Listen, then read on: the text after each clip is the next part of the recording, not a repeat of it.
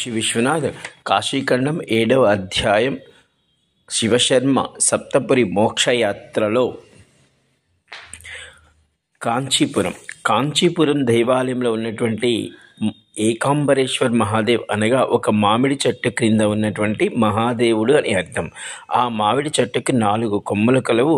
4 వేదాలు ప్రతీకగా 4 రకముల పండ్లను ఇవ్వగలదు.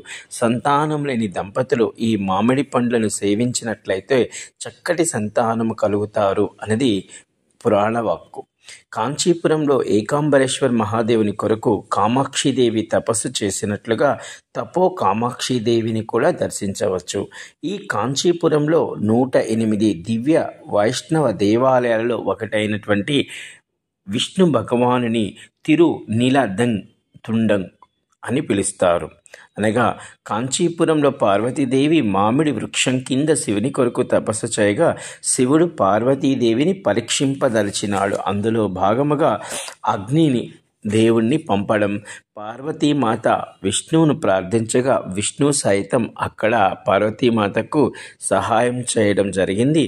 కాబట్టి మనకున్న విష్ణు క్షేత్రాలలో అది కూడా విష్ణు క్షేత్రము. జై కాశీ విశ్వనాథ్.